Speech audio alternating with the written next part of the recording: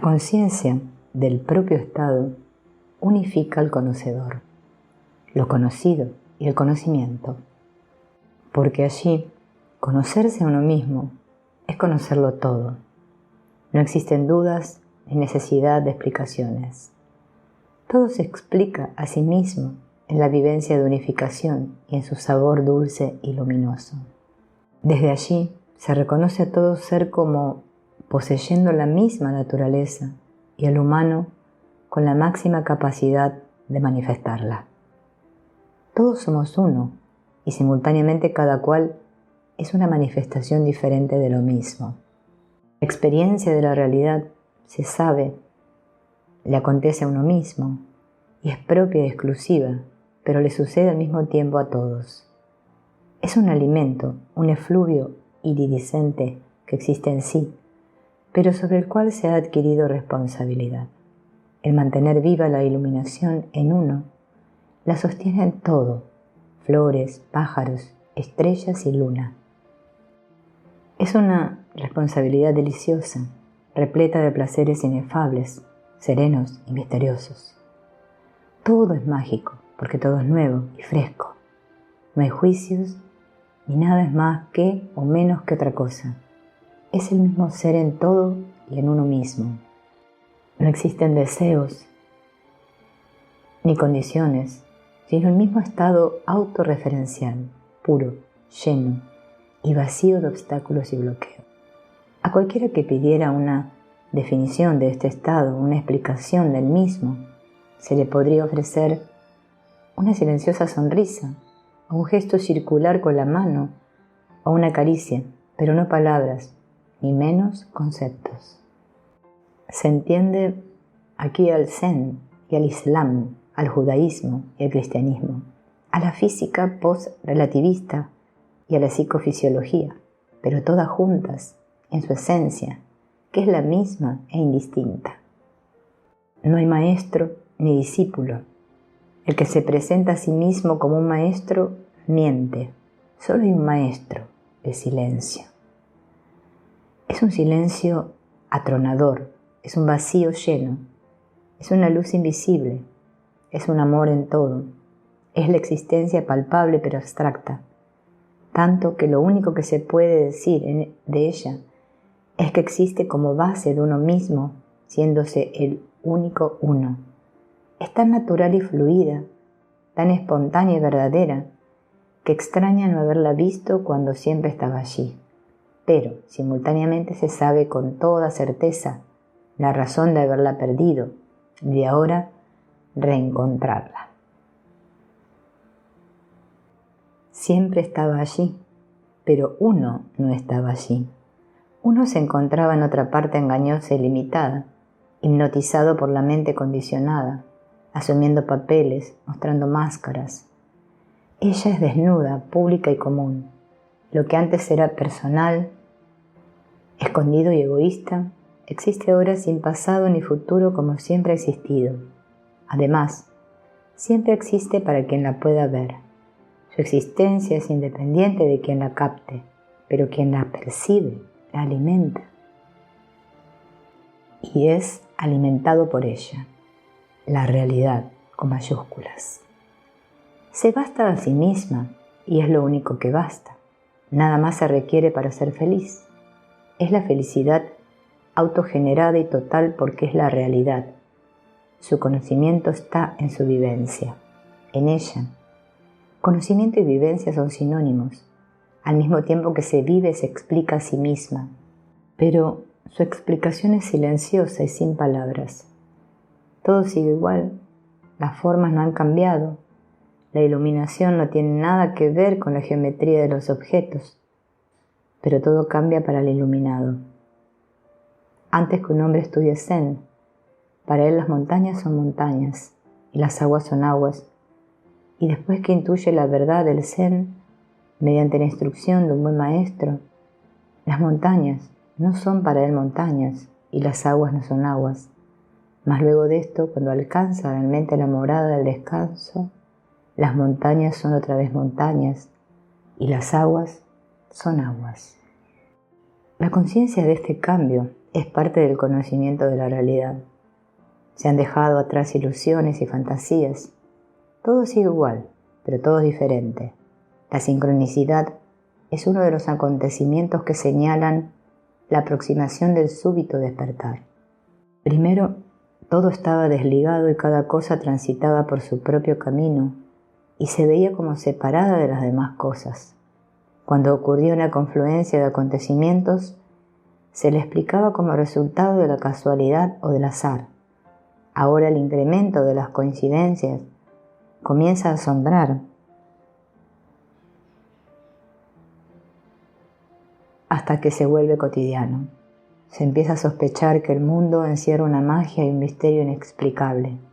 Más tarde o más temprano, se comprende que los eventos y sus relaciones tienen algo que ver con el estado interno, hasta que este y los acontecimientos externos dejan de ser dos aspectos separados e independientes.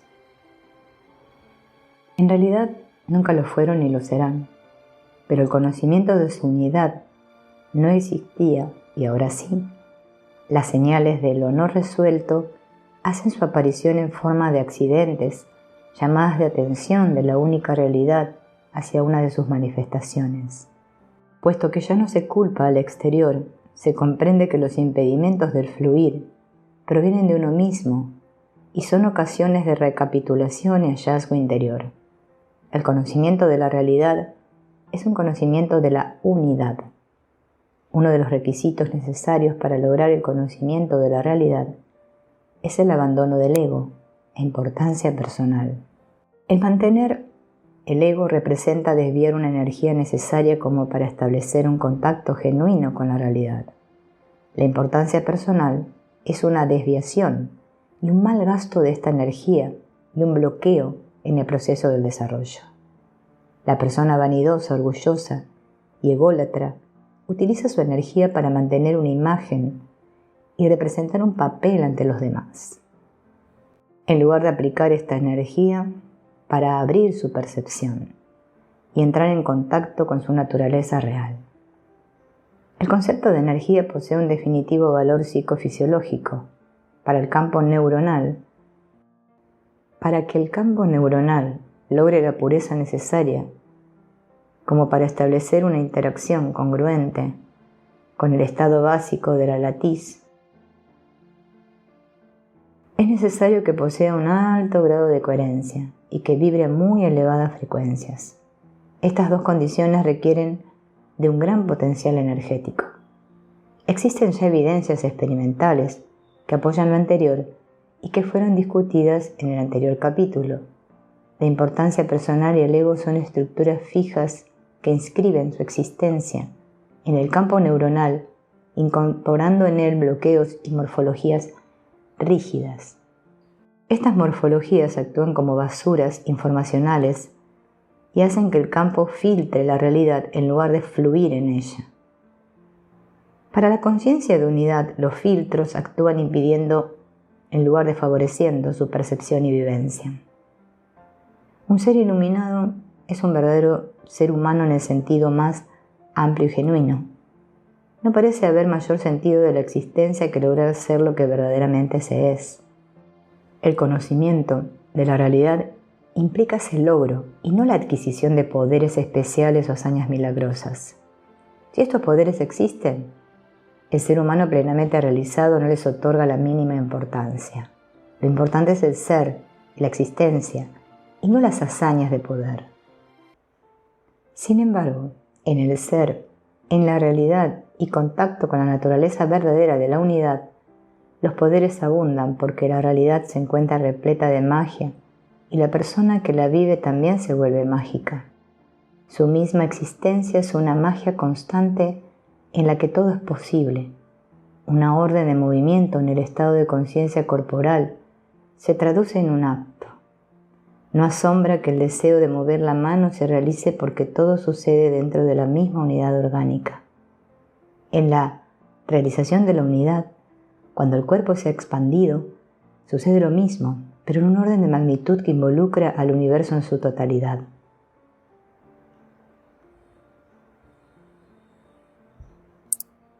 Los deseos del iluminado se cumplen porque su conexión es con la base y esencia del todo.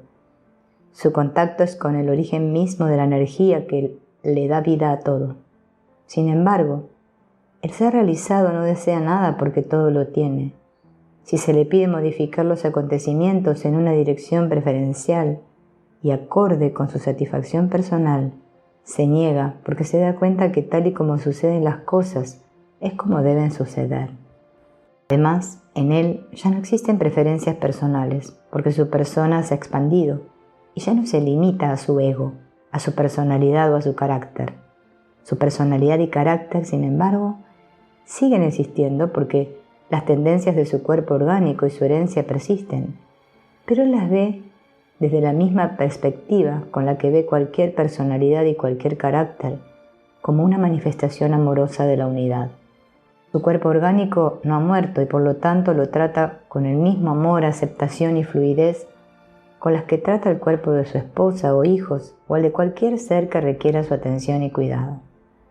La diferencia es que ya no se identifica con su cuerpo, pero lo deja ser y actuar libremente y sin bloqueos ni restricciones. Puesto que no se adhiere a ninguna moral estructurada, sus ideas de mal y bien ya no existen. Las ha trascendido y todo lo observa maravillado de las manifestaciones y los actos de las tendencias y ocupaciones.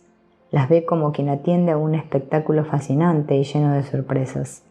Su conocimiento de sí mismo es parte de su conocimiento de la realidad, pero él se encuentra en un punto equidistante con respecto a cualquier par de extremos. Se localiza en el lugar en donde el fuego no puede quemarlo o el agua mojarlo, pero su cuerpo sigue operando en el mundo, y es necesario cuidarlo y alimentarlo, vestirlo y satisfacer sus necesidades. Puesto que ya no se identifica con sus necesidades, aunque éstas persisten, también las ve a ellas desde la perspectiva de un padre amoroso. Los poderes de percepción que ha adquirido tampoco son su posesión y no se identifica con ellos. Si se manifiestan, está bien. Si dejan de hacerlo, también está bien. No existen pérdidas o ganancias para el iluminado, y ambas condiciones se vislumbran desde el mismo balcón de satisfacción y perfección desde el cual percibe cualquier acontecimiento. Si tiene que actuar, actúa. Si no tiene que actuar, no actúa. Si debe hablar, habla. Y si debe callar, permanece en silencio. No existen normas impuestas ni condiciones obligatorias para quien está establecido en la realidad de su naturaleza verdadera. Por ello, quien ha tenido la suerte de encontrarse con un ser plenamente realizado en la iluminación, se asombra de su espontaneidad y fluidez, de su ausencia de poses o inhibiciones. Todo en él es un fluir libre y lleno de gracia, en una atención total en el presente y en una intensidad que se antoja sobrehumana. La misma fluidez y espontaneidad se encuentran en la conducta de los animales de la selva y en el campo no domesticado por el hombre. No existen segundas intenciones en los animales libres, ni prejuicios o bloqueos. Su andar, correr y volar son la gracia pura. Su comer es total y su fluir envidiable. El ser humano, iluminado, comparte con ellos la misma naturaleza, no mancillada ni corrupta o hipócrita. En ambos fluye la vida sin medida ni límite, y la libertad de sus actos y la creatividad de su expresión hacen pensar que el paraíso existe sobre la tierra. La diferencia entre ambos, sin embargo, es enorme. El ser humano liberado e iluminado se percata de su estado. Su conocimiento de la realidad coexiste simultáneamente con su manifestación pura y libre de restricciones. Es uno consigo mismo y con la tierra, y lo sabe. El iluminado se deja ser a sí mismo en total espontaneidad, disfrutando de lo que surge como manifestación de su naturaleza, sin quererla controlar o desviar. El maestro solía afirmar con frecuencia que la santidad no era tanto cuestión de lo que uno hacía cuanto de lo que uno permitía que sucediera. Y a un grupo de discípulos, a quienes les resultaba difícil comprenderlo, les contó la siguiente historia. Érase una vez un dragón que tenía una sola pierna, y le dijo al sin pies: «¿Cómo te las arreglas para manejar todas esas piernas. Yo me las veo y me las deseo para manejar una sola. Si he de ser sincero, dijo el Ciempiés, la verdad es que yo no las manejo en absoluto. Antoni de Melo. La iluminación no se alcanza a través de poderes especiales. Estos, cuando se viven como posesiones personales, engrandecen al ego y apartan de la realidad. Tampoco se logra a partir de la percepción. Esta mente, con mayúsculas, pura, el origen de todo, resplandece para siempre y en todo, con la brillantez de su propia perfección. Pero las gentes del mundo no despiertan a ella, considerando únicamente lo que ven, oyen, sienten y conocen como la mente, con minúscula. Enceguecidos por su propia vista, oídos, sensaciones y conocimiento, ellos no perciben la brillantez espiritual de la sustancia fuente. Si ellos pudieran eliminar todo el pensamiento conceptual en un destello, esa sustancia fuente se manifestaría a sí misma como el sol ascendiendo a través del vacío e iluminando la totalidad del universo sin obstáculos o fronteras. Por consiguiente, si ustedes, estudiantes del camino, buscan progresar a través de la vista, el oído, las sensaciones y el conocimiento, cuando estas percepciones desaparezcan, su camino hacia la mente con mayúscula será cortado y no encontrarán la forma de penetrar. Únicamente recapaciten que aunque la mente real, con mayúscula, se expresa en estas percepciones, ni forma parte de ellas ni está separada de las mismas. No deben comenzar a razonar a partir de estas percepciones, ni dejar que ellas estimulen el pensamiento conceptual. Sin embargo, tampoco deben buscar la mente única con mayúscula aparte de ellas o abandonarlas en su deseo de llegar a la sabiduría. No las mantengan ni las abandonen. No dependan de ellas ni se apeguen a las mismas. Arriba, abajo, alrededor vuestro, todo posee una existencia espontánea, porque no existe ningún lugar que se encuentre fuera de la mente de Buda. Wan Po. Todo es paradójico en la iluminación, excepto el estado en sí, porque éste trasciende toda denominación. Se encuentra más allá del bien y del mal, del vacío y de lo lleno. Uno siente una autoconciencia radiante, brillando como una lámpara. Es pura y reluciente como una flor. Es como contemplar lo llamativo, lo vivo en el vasto y vacío cielo. La conciencia de la vacuidad es límpida, transparente y vívida. Este no pensar, esta experiencia radiante y transparente, no es sino el sentimiento de la concentración, dhyana. Con este buen fundamento podrá verse directa y claramente la verdad del sendero de la iluminación, del cual nada puede verse y sin embargo todo es claramente evocado en una visión. Se verá cuán falsos eran los temores y esperanzas de la propia mente. Sin llegar, se alcanzará el lugar del Buda. Sin ver, se evocará en una visión la sabiduría. Sin esfuerzo, se hará fácilmente cualquier cosa. Comprendí que nada es. Me liberé de la dualidad de pasado y futuro y aprendí que los 6 reinos no existen. Quedé de una vez por siempre liberado de vida y muerte y entendí que todas las cosas son iguales. No estaré más atado al placer ni al dolor. Entendí que todo lo que percibo es una ilusión y fui liberado del tomar y el dejar. Comprendí la verdad de la igualdad y fui liberado tanto de lo mundano como de lo paradisíaco. También comprendí que la práctica, los pasos y las etapas son meras ilusiones. Así pues, mi mente está exenta de esperanza y miedo. La manifestación no es algo que llega a ser. Si uno ve que algo pasa, este es un mero apego. La naturaleza del mundo es la ausencia de sustancia. Si uno ve sustancia ahí, es una mera ilusión. La naturaleza de la mente es 2 en 1. Si uno discrimina o ve opuestos, es debido al propio apego y afecto. La esencia de la mente es como el cielo. A veces está sombreada por las nubes del pensar que fluye. Entonces el viento de las enseñanzas del maestro interno sopla y aleja las nubes flotantes. Sin embargo, el fluir del pensar es en sí mismo la iluminación. La experiencia es tan natural como la luz del sol y la de la luna. pesar de que está más allá de espacio y tiempo, está más allá de toda palabra y descripción, pero crece la certeza en nuestro corazón, como si muchas estrellas brillaran. Cuando así resplandece, surge magnífico el éxtasis. Milarepa. La iluminación no se ve. Jesús no fue reconocido en vida como un iluminado, a pesar de serlo. Solamente quien posee una sensibilidad especial puede sentir a un iluminado pasando a su lado. Los recursos tecnológicos actuales se emplean para registrar el cerebro de los seres que están en camino de la iluminación. Hasta ahora, los registros indican que quienes están en la realidad poseen un funcionamiento cerebral en muy alta coherencia en elevadas frecuencias. El cerebro se encuentra unificado consigo mismo, manejando información amplia. Por eso su experiencia refleja la unidad en todo. En un futuro sabremos mucho más acerca de los correlativos psicofisiológicos del estado de iluminación. Este conocimiento, sin embargo, nunca podrá sustituir la vivencia directa del contacto con la realidad cognoscível, de la misma forma que cualquier descripción de la misma es ineficaz para hacer que alguien la experimente.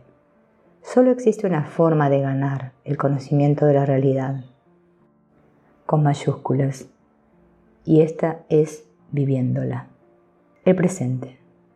Desde la existencia total y abrumadora de la nada, cualquier evento y manifestación es extraordinario, sobre todo cuando se acompaña de corazón.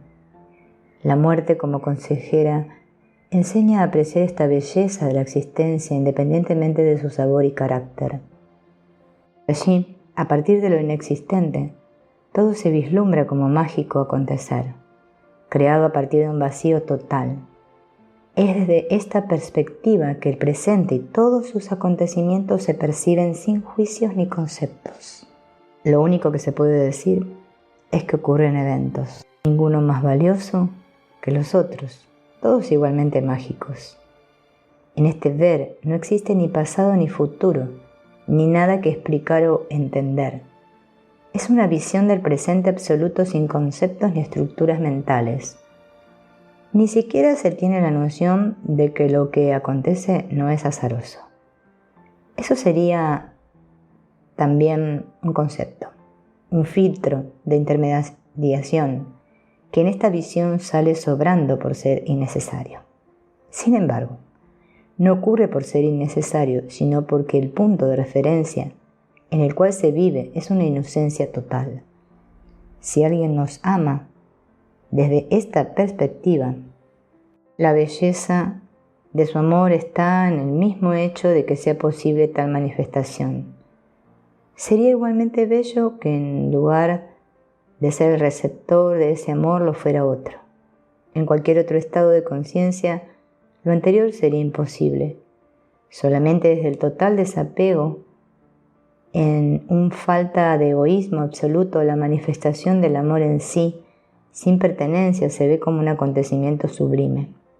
Vivir la vida en el presente es vivir sin la carga de la historia personal, pero con su legado. Cualquier acto es el resultado de toda una vida, y si el legado de esta, su enseñanza, ha conducido a darse cuenta de la ineficacia de emplear fórmulas del pasado o asumir juicios y consideraciones surgidos de experiencias previas, entonces el legado es sabio y excelente. No puede concebirse una vivencia del presente que acontece solamente cuando todas las memorias del pasado han desaparecido. Biológicamente lo anterior es imposible. Las memorias siguen allí, pero ni su carga afectiva ni sus condiciones matizan la vivencia del presente. Mientras mayor conciencia exista en la vivencia de un acontecimiento, más poderosamente estará inscrito en la memoria. Quien vive totalmente realizado puede recordar más vívidamente los incidentes de su existencia, pero estos pertenecen al pasado y no al presente, y no logran influirlo. De hecho, es una ley psicológica probada la que dice que un evento medianamente vivido es el que puede alterar el presente, mucho más que una vivencia que se experimentó totalmente con todos sus componentes emocionales y cognitivos. Las experiencias completas se cierran por sí mismas y de ellas no subsiste nada más por resolver. En cambio, lo que se vive a medias, lo que no se confronta íntegramente, no se sobrepasa y tiende a repetirse. Por ello, quien es capaz de vivir el presente es solo aquel que todo lo ha vivido con integridad en su respectivo momento. Su experiencia en cualquier presente tuvo un nacimiento, una vida completa y una muerte natural. La represión o la negación no conducen a otra cosa más que a la enfermedad. En esta, familias de memorias sin concluir se agrupan en núcleos vivos y enérgicos que exigen ser manifestados. Puesto que estos núcleos se viven como desorganizadores del yo, se utilizan grandes cantidades de energía personal para mantenerlos callados y silentes. Esto lo único que consigue es incrementar la fuerza del núcleo, y esto a su vez hace necesaria la aplicación de mayor energía para mantenerlo reprimido. Es un círculo vicioso, interminable y estremecedor que conduce más tarde o más temprano a la somatización del núcleo y a su manifestación en forma de alguna alteración física. Ahora, el número se ha materializado y se acude a un cirujano para que lo extraiga. Sin embargo, si las raíces del mismo son curadas, volverá a aflorar y esta vez podrá ser mortal. Nada irresuelto es inerte. Todo requiere de una vía de manifestación adecuada a riesgo de, si no es así, revelarse patológicamente. Quien posea como legado de su vida esta enseñanza no tiene más remedio que aprender a actuar con toda libertad y seguir sus impulsos, otorgándoles salidas sanas y verdaderas, acordes con su naturaleza real. En el presente coexisten miríadas de manifestaciones y eventos. Su vivencia requiere de un estar aquí y ahora íntegro y fresco. Quien domina el presente, viviéndolo con toda intensidad, sin núcleos patógenos ni necesidad de inhibir manifestación alguna, posee una dignidad majestuosa. Cuando Subha Manava Todeyaputta vio al bendito sentado en los bosques, el Brahman fue conmovido por la bella serenidad de su personalidad, que brilló con el máximo resplandor, como la luna ante las estrellas. Sus rasgos eran perfectos, refulgiendo como una montaña dorada. Su dignidad era majestuosa, con todos sus sentidos bajo control perfecto, tan tranquila y libre que todas sus pasiones oscurecedoras, y tan absolutamente calmo con su mente sometida y silenciosamente disciplinada. D.T. Suzuki. La mente sometida y silenciosamente disciplinada de Buda es una mente libre de núcleos patógenos que se deban inhibir. La disciplina de la mente hasta lograr su silencio solo es posible cuando no existe en ella alteración alguna ligada con aspectos no resueltos del pasado. El control de la mente no implica una represión de la misma, sino su observación ecuánime desde un lugar que se encuentra más allá de la mente y sus contenidos. La iluminación no es nulidad, sino llenura, pero el lugar del iluminado se localiza más allá de lo lleno y lo vacío, porque desde allí todo se percibe como un espectáculo completo en sí mismo, surgiendo de la nada, y aún la misma nada se perfila como existente, porque el lugar desde el cual se observa se halla aún más allá de la misma nada.